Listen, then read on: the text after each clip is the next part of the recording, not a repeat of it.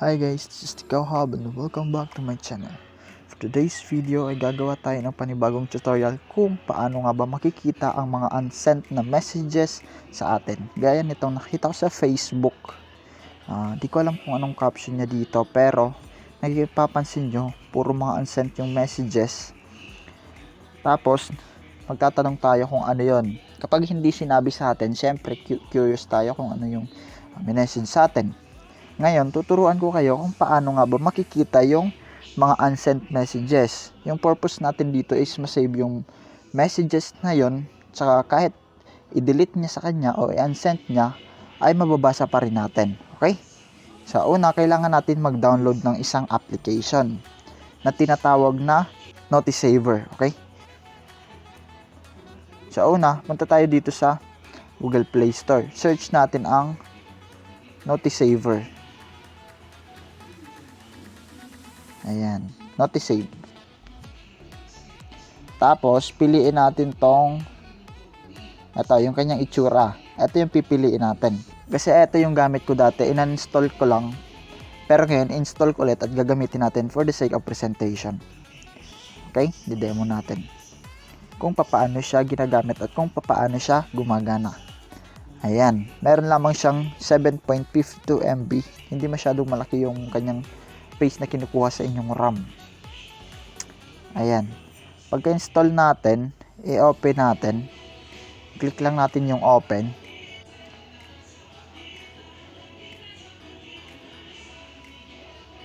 Ayan. Tapos, pagka-open natin, may makikita tayong ganito. I-next lang natin. Tapos, ayan. Next lang natin yan. And then, may lalabay dito na allow access to notifications. I-allow natin dito. Yung purpose natin dito, bawat may papasok sa atin na notification is masisave siya. Okay? Ayan. So, you can allow access by switching Notisave on. Next natin. Next natin. Tapos, sabi dito, kailangan daw, yung Notisave natin ay naka-on. Ayan. I-allow natin siya. Mapapansin nyo, kanina walang check. Ngayon, mayroon na siyang check. Okay? So, balik na tayo. Eto na siya. Pag may nakita kayong ganito, allow lang natin yan.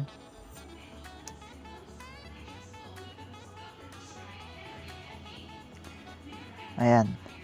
Loading app list. Punta tayo ng Messenger. Etong app list na to, ito yung mga applications na pwedeng sakop ng ating Notisave. Okay? So, next lang natin yan. Mapapansin nyo dito, marami siyang naka-open. So, i-close natin yan. Yan, close natin.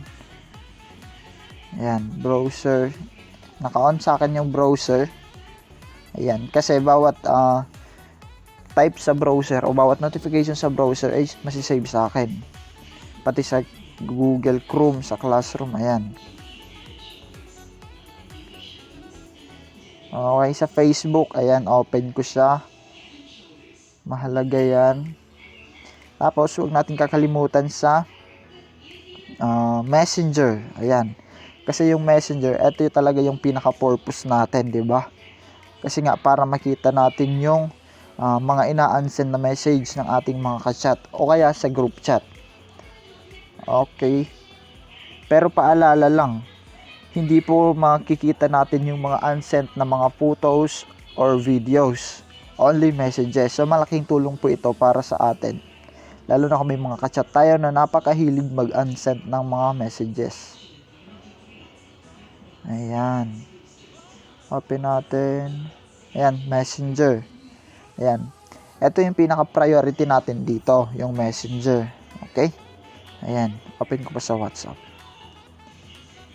And then, i-back natin. Ayan na. Please enable auto start. Next natin. Kailangan naka-auto start. Okay na. Okay na ba yun? Ayan. Ito lang yung ating auto start. Okay. Back na natin. Ayan, okay na. Ito, sa ngayon, wala pa tong laman. Ayan, mapapansin nyo, wala pang laman yung mga unread messages. Ngayon, itatry ko na yung pinsan ko mag-chat sa akin. Tapos kunwari hindi ko siya nabasa and then i-unsend niya. Tapos titignan ko dito sa notice save para ipakita sa inyo na talagang gumagana ang application na to. Okay? Ayan. Okay, eto. Try natin to. Kaklase ko to, si Ariel Kalipay.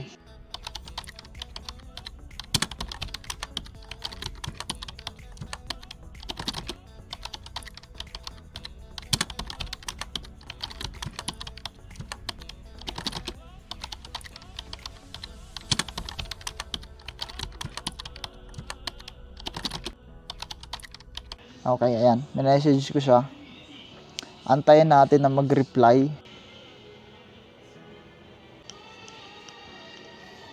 Ayan na. Ayan na, nag-reply na ba siya?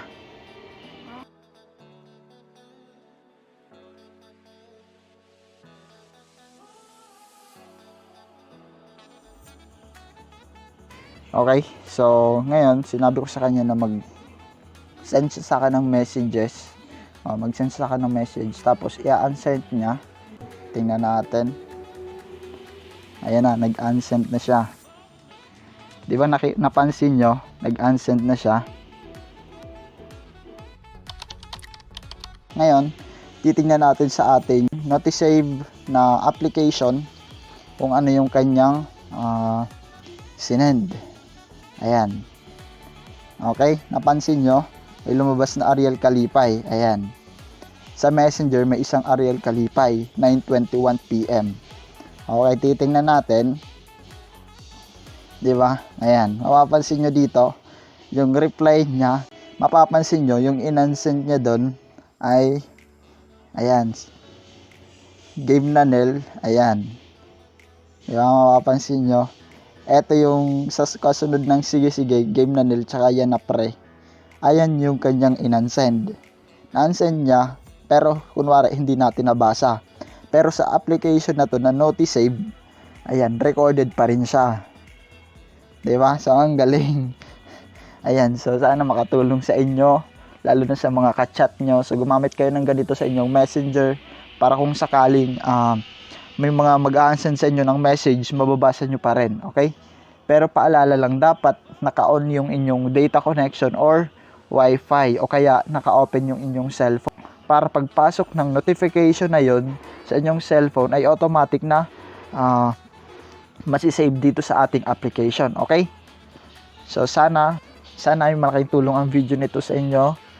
Ayan. So explore nyo lang tong application na to. Ayan. Ngayon ko lang naman ulit siya ginamit para sa inyo. Pero dati talaga ginagamit ko to. So napakaganda niya.